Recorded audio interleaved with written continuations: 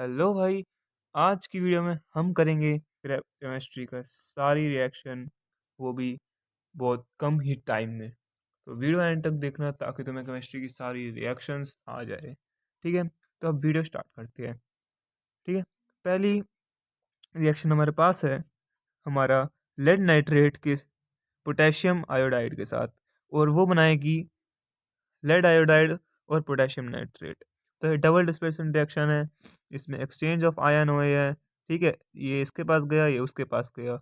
ठीक है, अब सेकंड रिएक्शन हमारी है CO+2H3 340, और ये हमारा CH3OH। तो ये 340 है, ये फोर्स है। ठीक है, तो ये रिएक्शन आज तक आई नहीं है, लेकिन फिर भी देख लो, इंपॉर्टेंट लग रही थी मुझे, इसलिए मैंने उसमें डाल दी। क्या पता आ जाए, लक के ऊपर है तुम्हारे।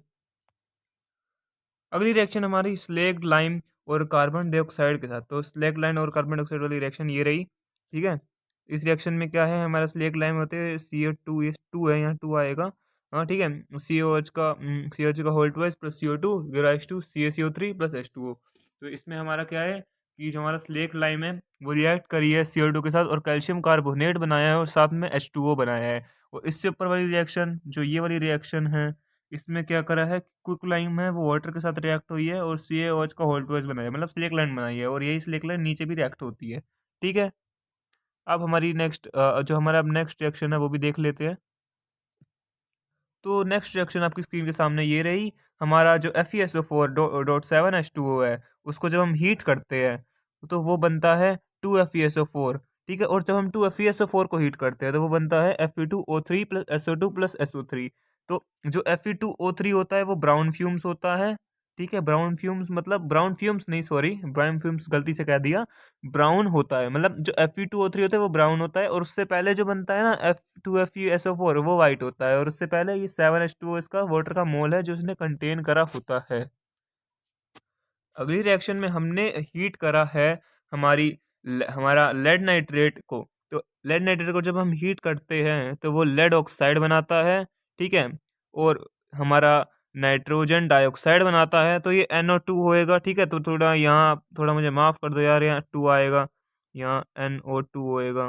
ठीक है, NO2 होएगा। ठीक है, तो ये तुम याद कर लेना, लिख लेना, जब जैसे PbNO3 का whole twice heat give rise to 2 PbO which is solid plus 4NO2 plus O2। ठीक है, अब हमारी नेक्स्ट रिएक्शन देखते हैं। हमारा AgCl सनलाइट के साथ रिएक्शन है। इस रिएक्शन में देखो, जब हमारा AgCl सनलाइट के साथ रिएक्ट करता है तो 2Ag प्लस Cl हो जाता है। तो ये रिएक्शन के लिए सनलाइट का प्रेजेंस होना ज़रूरी है, बिना सनलाइट की प्रेजेंस के ये रिएक्शन नहीं होगी। और ये ब्लैक एंड वाइट फोटोग्राफी में यूज़ होती है, तो ये भी ध्यान रखना, पेपर में आ जाता है which reaction is used for black and white photography. Second हमारी रिएक्शन है डिस्प्लेसमेंट रिएक्शन। इसमें Fe+CuSO4 give rise to FeSO4 plus Cu। तो ठीक है, इसमें Fe+CuSO4 give rise to FeSO4 plus Cu है। तो अब इसमें क्या है, इसमें हमारी डिस्प्लेसमेंट रिएक्शन में जो हमारा कॉपर जो लेस रिएक्टिव है वो उसने उसको डिस्प्लेस कर दिया है हमारे आयरन ने जो मोर रिएक्टिव है। तो ये भी तुम्हें ध्यान रखना है। ठीक है, अब हम आगे बढ़ते हैं। हमारा हमारा ये रहा दूसरी रिएक्शन है Na2SO4 plus BaCl2 give to BaSO4 plus NaCl। तो ये हमारी डबल डिस्प्लेसमेंट रिएक्शन है, बहुत इंपॉर्टेंट रिएक्शन है। इसमें जो ये है, ये वाइट पीपीटी है, ये पीपीटी फॉर्म होएगा। ये पीपीटी क्या होगा, पीपीटी क्या होता है, एक ग्लास है, ग्लास में अगर तुमने ये रिएक्शन करी तो ये पूरा सोल्यूशन है, नीचे पीपीटी यहाँ इकट्ठा हो जाएगा जो ब्लू ब्लू में कर रहा हूँ। ठीक है, तो ये हमारा पीपीटी होता है। अगला रिएक्शन हमारा है कॉपर और ऑक्सीजन का। कॉपर ऑक्सीजन रिएक्ट करके कॉपर ऑक्साइड बनाते हैं। ठीक है, ये हमारी एनसीईआरटी की एक्टिविटी भी है। हमने कॉपर को एक चाइना डिश में लिया, और हमने एक कॉपर को एक चाइना डिश में लिया, उस कॉपर को हमने वो करा, उसका कलर बताओ, वो कॉपर का कलर क्या हो जाएगा, तो तुम्हें बोलना है वो कॉपर काला हो जाएगा।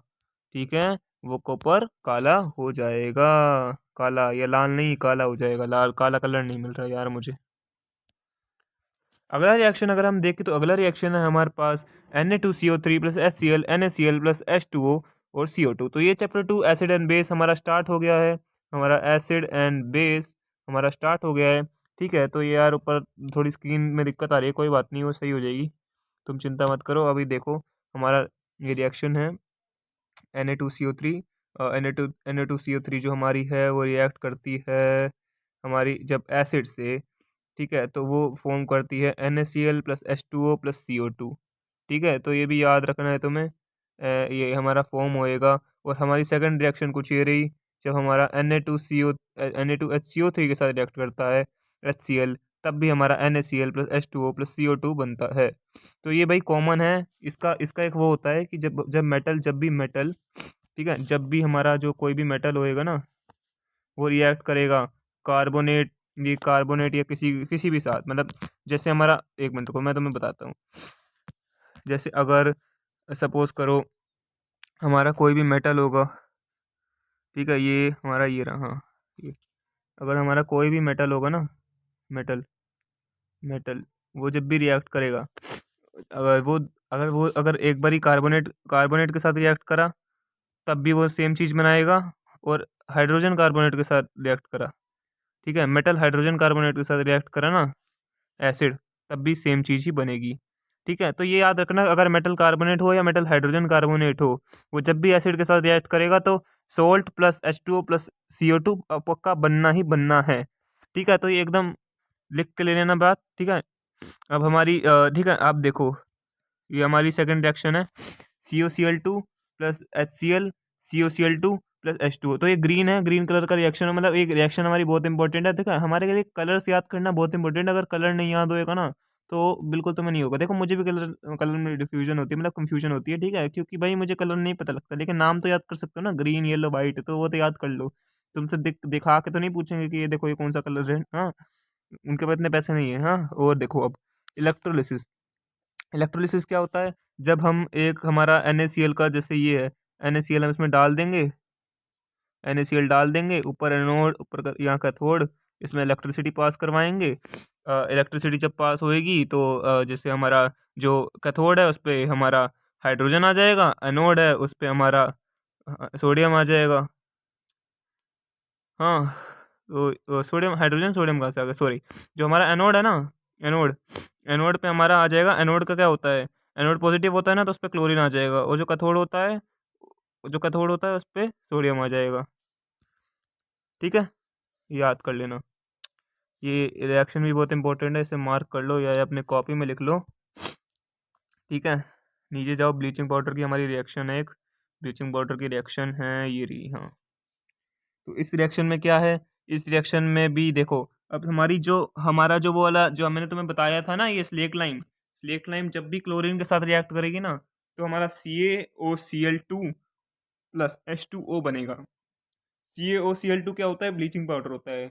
जो ब्लीचिंग पाउडर होता है ना, वो ब्लीच के लिए काम आता है। ब्लीच मतलब कि जैसे तुम्हारा वुड पल्प होता है, जब पेपर इंडस्ट्री होती है ना, तो जैसे तुम्हारा जो वुड पल्प होएगा जिससे पेपर बनता है, तो वुड पल्प का कोई कलर होता है, तो ब्लीच क्या करता है कि उसे कलरलेस कर देता है।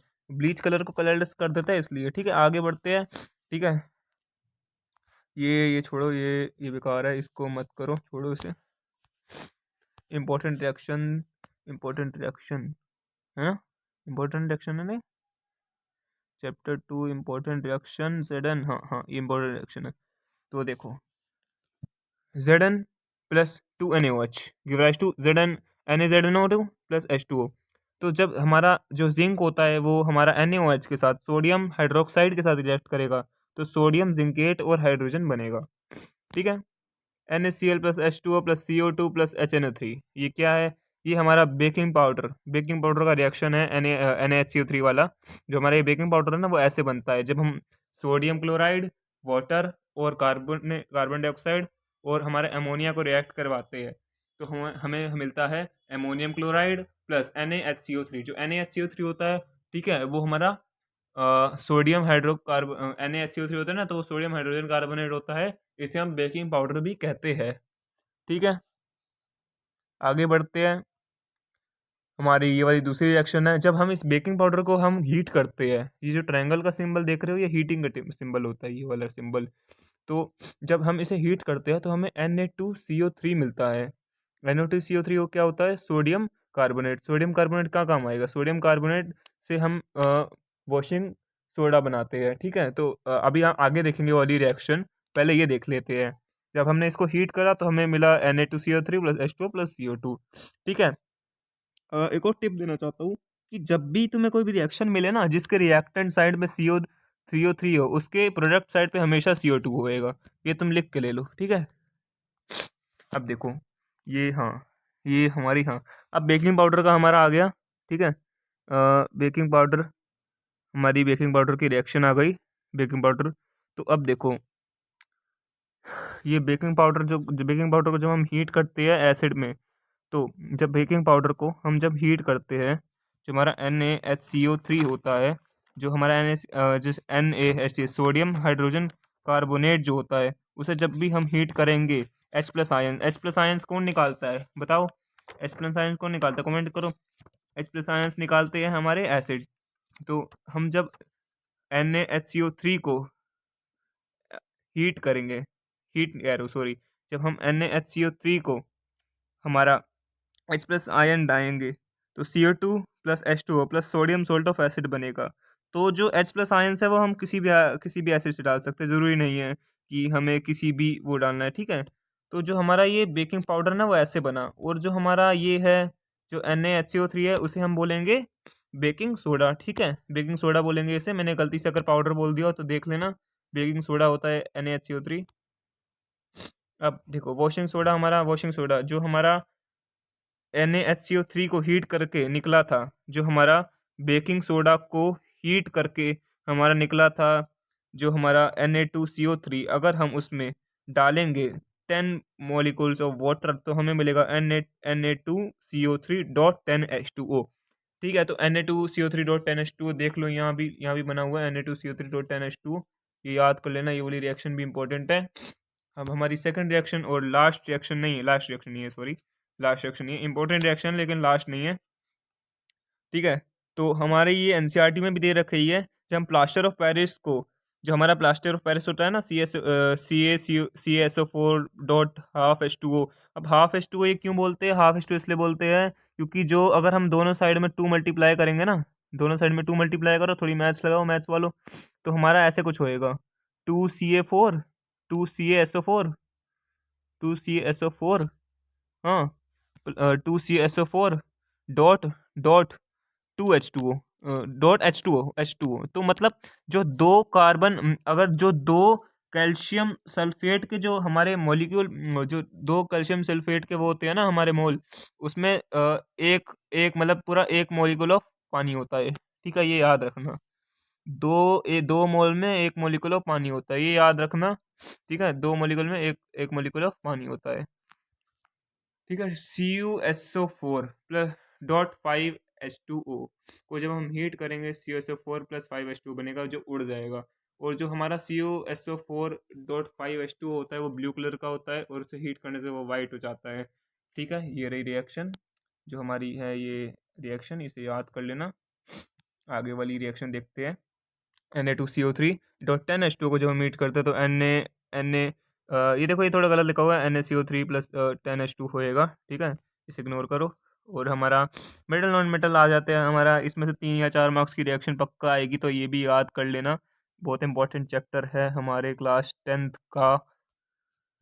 तो कुछ चीज़ें हैं, याद कर लो, जैसे मेटल प्लस वाटर होता है, हाँ मेटल ऑक्साइड और हाइड्रोजन बनाता है। मेटल ऑक्साइड प्लस वाटर और मिलते हैं तो मेटल हाइड्रोक्साइड और हाइड्रोजन बनते हैं। और मेटल प्लस स्टीम करेंगे तो मेटल ऑक्साइड प्लस हाइड्रोजन मिलेगा। ठीक है, ये बातें याद करने वाली है, तो ये कर लेना, इंपॉर्टेंट बातें हैं। तो अब हम देखते हैं हाईली रिएक्टिव मेटल के वाटर के साथ रिएक्शन को। ठीक है, जब हमारा highly reactive metal like Na react करेगा H2O से, तो हमारा NaOH बनेगा, जो हाइड्रोजन के साथ बनेगा, और उसमें हीट भी आएगी। ठीक है, अब देखो मॉडरेट रिएक्टिव मेटल, MOD का मतलब है मॉडरेट। ठीक है, कुछ और मतलब है ना, MOD का मतलब है मोड APK नहीं कर रहा मैं, मतलब मॉडरेट होता है। ठीक है, तो अब इसमें देखो Mg और 2H2O जो है हमारा Mg, और ये 2H2O, ये जो 2H2O है, ये मिल के बनेगा MgOH का होल ट्वाइस प्लस H2। तो ये हॉट वाटर इसलिए क्योंकि Mg होता है मिड रिएक्टिव मेटल में, मतलब जो ये मिड्डी पहनता है, मजाक करो, मिड्डी नहीं, मतलब मीडियम रिएक्टिव का होता है। तो जो मीडियम रिएक्टिव मेटल होते हैं ना, उनके लिए, उनको जैसे अब देखो कोई गीली चीज़ होएगी, उसे तुम गर्म करोगे, उसको टाइम लगेगा ना, एग्जाम्पल देके बता रहा हूँ, ये गीला नहीं होता। हाँ ठीक है, तो कोई गीली चीज़ होगी उसको और तुम हीट करोगे तो उसे टाइम होगा गर्म होने में। और वहीं कोई सूखी चीज़ होएगी, उससे तुम हीट करोगे तो वो जल्दी गर्म होएगी। तो मान लो कि ये जो हमारा Mg है, वो गीली चीज़ है। गीली चीज़ का मतलब एसिडिक है ना, जैसे जैसे एसिड होता है ना वो स्ट्रॉन्ग होता है, स्ट्रॉन्ग वीक, तो ये बहुत मतलब जैसे एसिड होता है वो स्ट्रॉन्ग वीक होता है, बेस होता है वो स्ट्रॉन्ग वीक होता है, वैसे ये है। ये इसकी रिएक्टिविटी में ये बहुत मॉडरेट है, मतलब मीडियम है, ना ज़्यादा ताकतवर ना ज़्यादा कमज़ोर। लो रिएक्टिव मेटल्स में आएंगे, लो रिएक्टिव मेटल्स में आएंगे तो देखो, हाँ यार, तो मैं आपको एक और चीज़ बताता हूँ कि अगर देखो, जैसे अब देखो अगला रिएक्शन अभी देखते हैं हम। हाँ, अभी एक चीज़ बताता हूँ, जो तुम्हारा एनसीईआरटी का पेज नंबर 51 है ना, वो तुम अच्छे से कर लेना, उसमें जो रिएक्शन है वो सारे रिएक्शन कर लेना। और 50 पे जो चार्ट बना हुआ है मेटल वाला, तो वो मतलब और वाला, तो वो भी याद कर लेना। ठीक है, अब देखो लो रिएक्टिव मेटल देखते हैं। लो रिएक्टिव मेटल पे हमारा क्या आ गया, तो लो रिएक्टिव मेटल में हमारा एल्यूमिनियम आता है जब भी वो स्टीम के साथ रिएक्ट करता है, क्योंकि अब देखो स्टीम होती है। अच्छा, नाइन्थ तुमने पढ़ी नहीं होगी है ना, नाइन्थ तो तुमने बिल्कुल नहीं करी। तो नाइन्थ में चलो, जिसने जिसने भी पढ़ी है, किसी ने तो पढ़ी होगी, चलो नहीं पढ़ी तो छोड़ो। नाइन्थ में ये बताया था, नाइन्थ में तुम्हें ये बताया था कि जो स्टीम होती है उसमें जो हमारी हीट होती है वो हॉट उबलते हुए पानी से भी ज़्यादा होती है। ठीक है, वो कंटेन करके रखती है। ठीक है, तो इसी वजह से हम इस बहुत लो रिएक्टिव मेटल को स्टीम के साथ रिएक्ट करते हैं, ताकि ये जो बहुत गीली हुई हुई है ना, जैसे एग्जांपल दिया था गीला होने का, ये बहुत गीला हुआ वो है। अब इसको एकदम आग लगा देनी है। आग कैसे लगेगी? स्टीम से, मतलब ये नहीं कि आग माचिस से आग लगा देनी है, मतलब स्टीम बहुत गर्म होता है, तो इसमें थोड़ा, इसको थोड़ा वो करेगा, इसमें थोड़ी मतलब इसको थोड़ा वो करेगा ना, तुम समझ जाओ यार, मैं नहीं बता सकता, अभी शब्द नहीं मिल रहे हैं मुझे। हाँ, इसको थोड़ा झुलसाएगा। हाँ, ठीक है। अब देखो, कार्बन कंपाउंड पे आ गए, कार्बन कंपाउंड पे आ गए हैं हम। अब देखते हैं कंबशन रिएक्शन। ठीक है, कंबशन रिएक्शन में हम देखते हैं क्या क्या है। C2H5OH plus O2CO2 plus H2O plus energy, ये इंपॉर्टेंट रिएक्शन है, ये भी आती है। अगर तुमसे कंबशन रिएक्शन पूछे, डिफाइन पूछे, तो लिख देना, जब भी कोई कार्बन, जो हमारा कार्बन का वो होता है, वो ऑक्सीजन के साथ रिएक्ट करता है, CO2 और H2 और एनर्जी निकलते हैं, उसे कंबशन रिएक्शन कहते हैं। ठीक है, ऑक्सीडेशन में आ गया। ऑक्सीडेशन में क्या होता है, हम किसी को भी हीट करते हैं लिमिटेड सप्लाई ऑफ ऑक्सीजन में, किसी को भी हीट करते हैं लिमिटेड सप्लाई ऑफ ऑक्सीजन में। ठीक है, तो हमसे हमें उसे ऑक्सीडेशन बोलते हैं। ऑक्सीडेशन रिएक्शन में क्या होता है, C2H5OH को जब हम लिमिटेड सप्लाई ऑफ ऑक्सीजन में हम डालेंगे और उसमें एल्कलीन के MnO4 डालेंगे, उससे हमें CH3COOH बनेगा, जिसे हम एसिटिक एसिड भी कहते हैं और एथेनोइक एसिड भी कहते हैं। एडिशन रिएक्शन देखिए, एडिशन रिएक्शन में क्या है, एडिशन रिएक्शन में क्या है हमारा, जो हमारा जैसे हमारा कार्बन डबल बॉन्ड में बंधा हुआ है RR। ठीक है, ये RR, ये देखो डबल बॉन्ड में बना हुआ है RR, जो अगर हम इसमें निकल कैटलिस्ट और हाइड्रोजन डालते हैं तो ये सिंगल बॉन्ड का हो जाएगा, इसका एक बॉन्ड टूट जाएगा और एक हाइड्रोजन यहाँ, एक हाइड्रोजन यहाँ आ जाएगा, और उससे ये हमारा डबल बॉन्ड से सिंगल बॉन्ड हो जाएगा। ठीक है, अब देखते हैं सब्स्टिट्यूशन रिएक्शन। सब्स्टिट्यूशन रिएक्शन में क्या है, CH4 plus Cl, CH3Cl, HCl। ठीक है, मतलब देखो इसमें क्या है कि तुम्हारा CH4 प्लस Cl को है, एक हाइड्रोजन हटा दिया और HCl लगा दिया, ऐसे ये याद कर लेना। जब हमारा एथेनोइक एसिड NaOH के साथ रिएक्ट करेगा तो NHCO3, sorry CH3COONA plus H2O बनेगा। उसके बाद एस्टर पे आ जाते हैं। एस्टर में हमारा क्या होएगा, एस्टर पे जब हमारा एथेनोइक एसिड और अल्कोहल रिएक्ट करेगा, अल्कोहल मतलब एथेनॉल, ठीक है, अल्कोहल मतलब एथेनॉल रिएक्ट करेगा। ठीक है, तो हमारा उसमें हम एसिड डालेंगे, तो उससे हमें CH3COO2H5 बनेगा, जिसे हम एस्टर बोलते हैं। और एस्टर स्वीट स्मेलिंग होता है, और स्वीट स्मेलिंग इसलिए होता है क्योंकि वो एस्टर है, मजाक कर रहा हूँ, मतलब ये स्वीट स्मेलिंग होता है, इससे खुशबू आती है। ठीक है, और ये हमारा यूज़ होता है, किस में यूज़ होता है, ये हमारा यूज़ होता है खाने में, मतलब खाने में, मतलब स्वीट्स में, ताकि वो खुशबू आए उनमें से, परफ्यूम्स में होता है। और फेक जो रोज़ होते हैं ना, जो मतलब नकली फूल होते हैं, उनमें भी यूज़ होता है। कार्बोनेट, कार्बोनेट क्या होता है, कार्बोनेट, मतलब कार्बोनेट, मतलब इसके साथ कार्बोनेट की रिएक्शन कर रहा हूँ। कार्बोनेट और हाइड्रोजन कार्बोनेट की रिएक्शन एक जैसी होगी, तो तुम ये याद कर लेना। CH3COOH प्लस Na2HCO3 हमारा रिएक्ट करेगा CH3COONA H2O प्लस CO2। ठीक है, डिहाइड्रेशन रिएक्शन में क्या है, डिहाइड्रेशन का रिएक्शन का मतलब क्या है, तो डिहाइड्रेशन रिएक्शन का मतलब है कि CH2 जो हमारा है ना, CH2 और ये CH2 डबल बॉन्ड में है, जो सिंगल बॉन्ड से डबल बॉन्ड कर देना और पानी हटा देना। सबसे पहली बात ये OH है ना, इस OH को यहाँ से हटा के अलग कर देना, इसको बोलते हैं हम डिहाइड्रेशन। अगर तुम डिस्कवरी साइंस में देखते हो, हमारा बेयरगिल साहब होते हैं, तो बेयरगिल साहब हमें कहते हैं ना, मैं डिहाइड्रेट ना हो जाऊँ, ये हो जाऊँ, ये हो जाएगा, ठीक है। तो वो जो भी बोलते हैं, तो डिहाइड्रेशन वो कहते हैं। डिहाइड्रेशन मतलब होता है पानी निकल जाना, जब बॉडी में पानी के लेवल कम हो जाता है उसे भी डिहाइड्रेशन कहते हैं, ठीक है। इस रिएक्शन को भी डिहाइड्रेशन कहते हैं। इसी के साथ हमारा सारा खत्म हो गया है कोटा पूरा केमिस्ट्री की सारी रिएक्शंस का। आगे की वीडियो आएगी तो उसके लिए तुम लाइक कर दो, ताकि आगे भी तुम मेरी वीडियो देख